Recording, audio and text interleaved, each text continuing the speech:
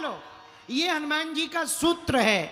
अगर आपको सिद्ध बनना है तो पहले शुद्ध बनना पड़ेगा। शुद्ध बनने के लिए आपको श्रद्धा जगानी पड़ेगी। श्रद्धा जगाने के लिए पहले सुनना पड़ेगा। सुनना क्या पड़ेगा? कथा सुननी पड़ेगी। कथा किनकी सुननी पड़ेगी? जिनकी कथा सुनने से वृथा मिटे उनकी सुननी पड़ेगी। अब कथा तो ऐसी सबकी है, बहुत लोगों की है। पड़ोसन की भी कथा होती है, अब अपनी अपनी कथा होती है। निजी की भी कथा होती है, खुद की भी कथा होती है, पड़ोसी की भी कथा होती है, गुंडों की भी कथा होती है, फदाली की भी कथा होती है, भवाली की भी कथा होती है। पर सुननी किसकी चाहिए? अरे सुना, हम लोग एक गलती करते हैं बहुत बड़ी। क्या? हम लोग क्या करते हैं? गुरुजी के पकड़ लेते चरण, पड़ोसी के पकड़ लेते आचरण। गुरुजी के चरण, पड़ोसी के आचरण, सब बिगड़ जाता है। पानीपत के पागलो, जिंदगी का मजा लेना है तो एक सूत्र हमारा और स्वीकार कर लो, जिंदगी बदल जाएगी। गुरुजी के पकड़ो आचरण, भगवान के पकड़ लो चरण, है काम बन जाएगा। बोलो सीताराम। जोर से बोलो, और जोर से बोलो, और जोर से बोलो। तो सूत्र फिर से वही घूम फिर करके, शुद्ध सिद्ध बनना है तो शुद्ध बनो। शुद्ध कैसे बनोगे? श्रद्धा से। श्रद्धा कैसे आएगी? कथा से। अब कथा कहां मिलेगी? लो, कथा कहां मिलेगी? कथा तो हर जगह है। एक घड़ी आदि, आदियों में पुनिया, तुलसी चर्चा राम की हरनि को। थोड़े से भी सत्संग से जीवन का कुसंग मिट जाता है।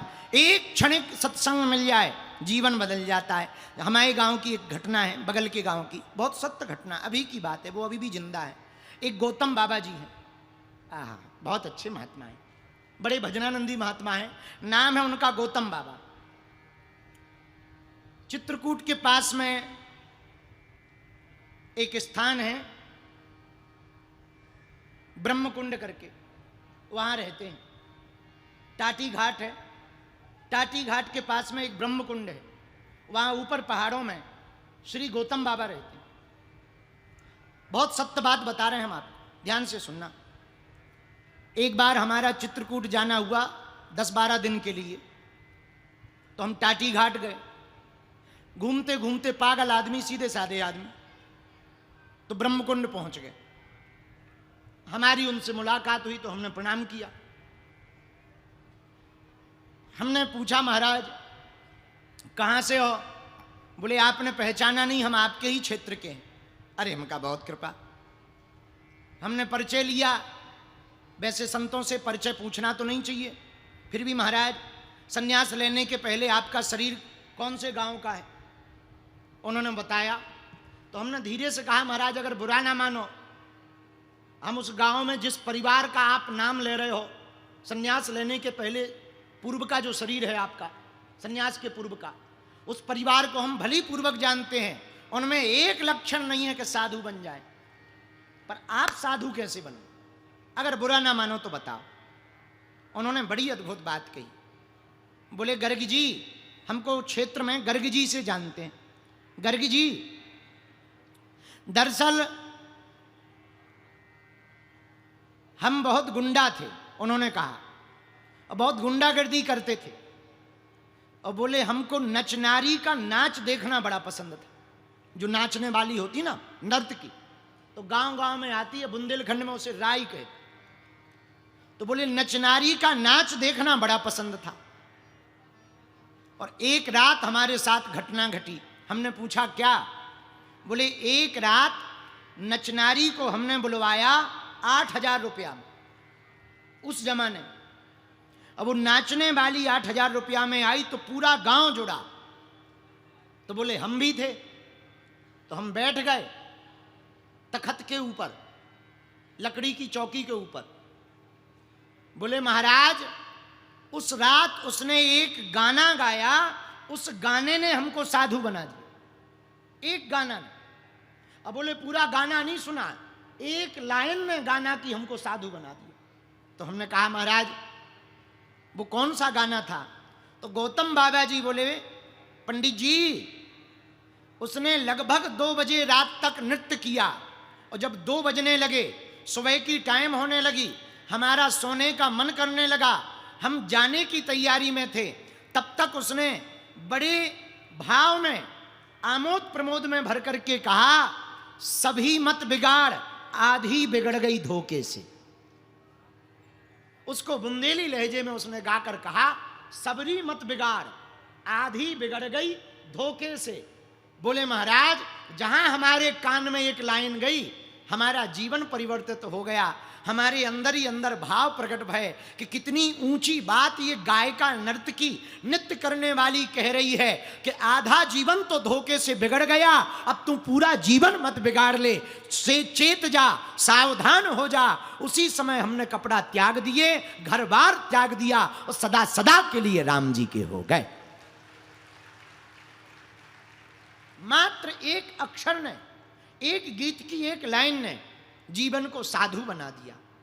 मेरे पागलो, हनुमान जी महाराज सत्संग के इसलिए प्रेमी हैं, मानो वो कहना चाहते हो, आप सत्संग में बैठोगे तो पता नहीं ऐसी कौन सी बात आपके हृदय को चोट कर जाए, आपके दिल को लग जाए, आपके हृदय को छू जाए कि अंदर तो भाव भरा है, बस उसके ऊपर कपड़ा लग गया माया का। माया मतलब ये मेरा, ये तेरा, इस माया का कपड़ा जो हमारे मन में लग गया है, तो भक्ति ही अंदर है, तो भक्ति अंदर, पर होती क्यों नहीं? माया का कपड़ा लग गया। जैसे सूर्य हो पर बादल आ जाए तो सूर्य गायब थोड़ी होता है, छिप जाता है, पर जैसे ही बादल छटते हैं सूर्य फिर से प्रकाश देने लगता है।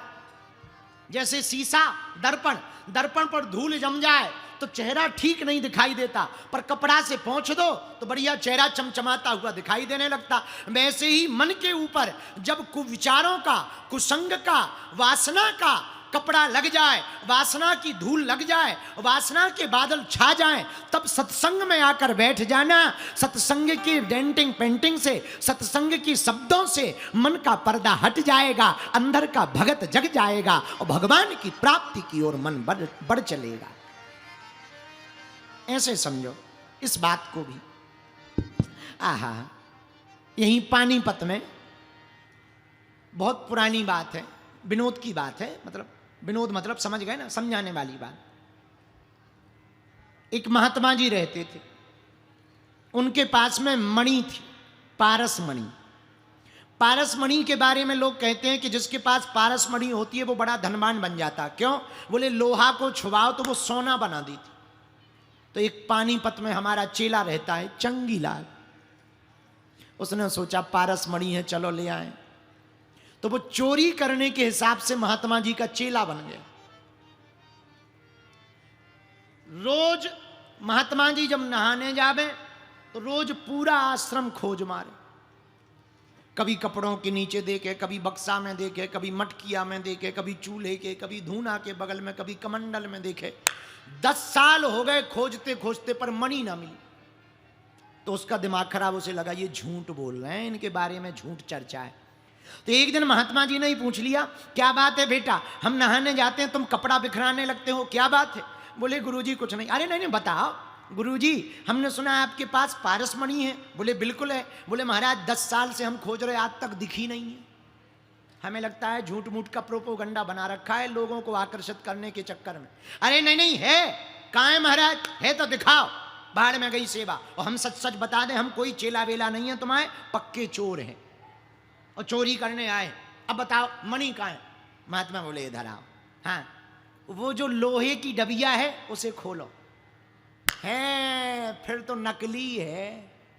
क्यों महाराज, हमें उल्लू समझ रखा है क्या? हमें पता है लोहे को पारस मणि छुपाओ तो सोना बना देती है, अगर असली है तो फिर लोहे की डिब्बी में कैसे? वो तो हमें भी ज्ञान था, हमने डिब्बी जानबूझ के नहीं देखी कि लोहे में तो हो ही नहीं सकती। महात्मा बोले खोल तो ठटरी के बरी। चूंकि पानीपत वाले सुनते तो बड़ी देर से, बड़ी मुश्किल से। तो जब उन्होंने कहा खोलता, जैसे ही डिब्बी को खोला तो पारस मणि तो थी, असली थी, बस कपड़े में लपटी हुई थी। ये है कारण। बेटा मणि तो है, असली है, बस कपड़े में लपटी है। अब ये कपड़ा हट जाए, जैसे ही कपड़ा हटाया और फिर डिब्बी में डाली, जैसे ही छुआ तुरंत लोहा भी सोना हो गया। ऐसे ही हमारा जो अंदर मन है वो भक्त ही है, हनुमान जी का ही है, बस उसके ऊपर माया का कपड़ा लग गया, कुविचारों का कपड़ा लग गया। कथा में आकर बैठ जाओ पागलो, वो कपड़ा हटेगा और तुम भी सदा सदा के लिए हनुमान जी के हो जाओगे, शुद्ध हो जाओगे। इसी को कहते हैं शुद्ध होना। और शुद्ध हो जाओगे तो सिद्ध हो जाओगे, सिद्ध हो जाओगे तो प्रसिद्ध हो जाओगे। बोलो सीताराम, जोर से बोलो और जोर से बोलो।